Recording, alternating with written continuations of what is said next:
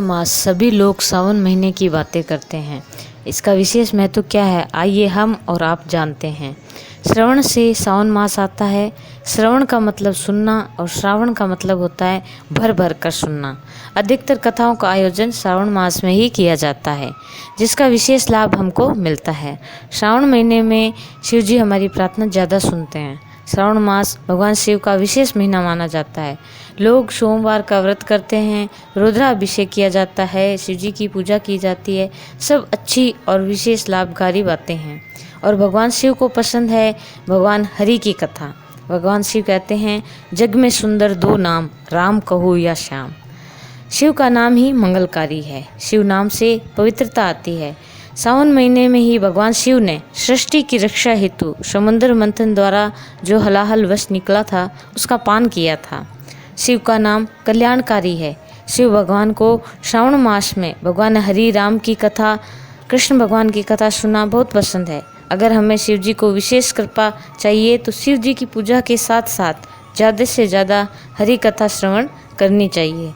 अच्छा, एक और बात, कहते हैं जब शिव जी ने विष पिया था उसकी वजह से उनके कंठ नीले हो गए। नहीं, उस हलाहल विष की क्या औकात कि शिव जी के कंठों को नीला कर दे। वो तो श्री हरि, नीलवर्ण श्री हरि का नाम अपने कंठों में वास रखते हैं, इसी कारण उनके कंठ नीले हैं। ओम नमः शिवाय। जिस प्रकार इस ब्रह्मांड का ना कोई अंत है ना कोई शुरुआत, वैसे ही शिव जी भी अनादि हैं। संपूर्ण ब्रह्मांड शिव में है। आइए सुनते हैं सोमवार की व्रत कथा। प्राचीन समय की बात है। एक प्रांत में एक धनवान साहूकार रहता था, जिसकी कोई संतान नहीं थी।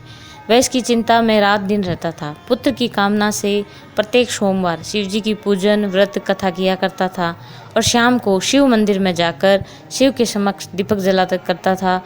उसकी इस भक्ति भावना को देखकर पार्वती मैया ने शिव जी से कहा कि आपका ये साहूकार भक्त आपकी अनन्य भक्ति करता है, तो आप इसकी मनोकामना पूर्ण कर दो। शिव जी ने पार्वती से कहा कि पार्वती, ये संसार कर्म क्षेत्र है। जो जैसा कर्म करता है उसको वैसा ही फल भोगना पड़ता है।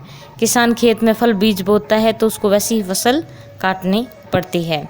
इस साहूकार के भाग्य में पुत्र नहीं है। तब पार्वती ने कहा, आप तो दीन दयालु हैं, अगर आप भक्तों की सुनोगे नहीं तो मनुष्य आपकी पूजा कैसे करेंगे। तब इतने आग्रह के बाद पार्वती के कहने पर भगवान शिव ने साहूकार को 12 वर्ष का पुत्र देने का आशीर्वाद दे दिया और 9वें महीने साहूकार ने ब्राह्मणों को भोजन कथा पूजन करवाया और उसके घर एक सुंदर पुत्र आया। परंतु साहूकार का मन पुत्र पाकर भी खुश नहीं था, क्योंकि वह जानता था कि उसका पुत्र 12 वर्ष की आयु का ही है। जब वह 11 वर्ष का हुआ तो उसकी पत्नी ने उसका विवाह करने का आग्रह किया। तब साहूकार ने कहा कि वह अपने पुत्र का विवाह ना करके काशी पढ़ने के लिए भेजेगा।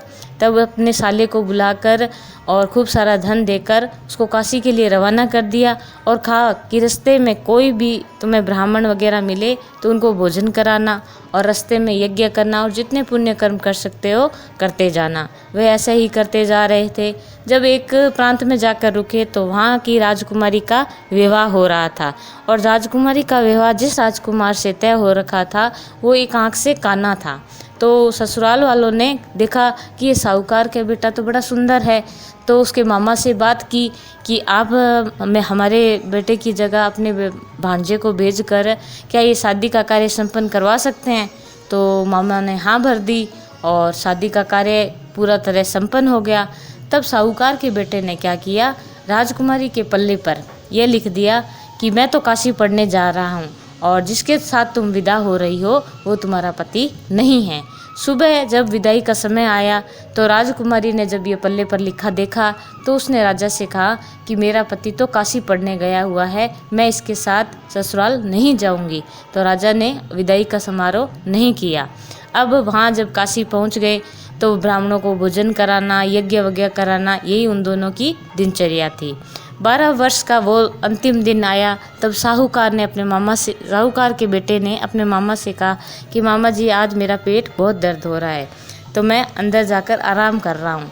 जब वह अंदर जाकर लेटा तो तभी उसके प्राण पखेरु उड़ गए। मामा ने देखा कि ये तो काम खराब हो गया। तब क्या हुआ, तब ब्राह्मण वगैरह यज्ञ कर रहे थे और तब उसने बीच में खंडित ना हो इसलिए कुछ भी शोर हल्ला नहीं किया। जब वो चले गए तब उसने शोर हल्ला किया कि भी हाय मेरा भांजा चला गया। तो उसी वक्त संयोगवश शिव और पार्वती जी वहाँ से गुजर रहे थे। पार्वती जी ने फिर कहा कि वही साहूकार का पुत्र है जो आपने दिया था और आज इसके प्राण निकल गए हैं। आप इन और पीछे साहूकार और साहूकार की पत्नी भगवान शिव का नाम लेके अपने घर की छत पर चढ़ गए और यही प्रण ले लिया कि अगर हमारा पुत्र सुरक्षित लौटा तो हम नीचे उतरेंगे, नहीं तो अपने प्राण वहीं त्याग देंगे, और शिव भगवान की भक्ति में संलग्न हो गए। तब यहाँ मामा जी ने भी बहुत शिव भक्ति की।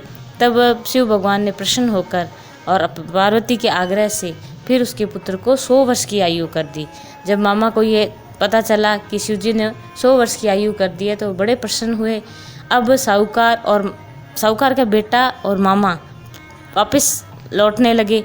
तब जब उसी प्रांत में रखे जहाँ उसकी राजकुमारी से शादी हुई, तो जो वहाँ का राजा था उसने साहूकार के बेटे को पहचान लिया।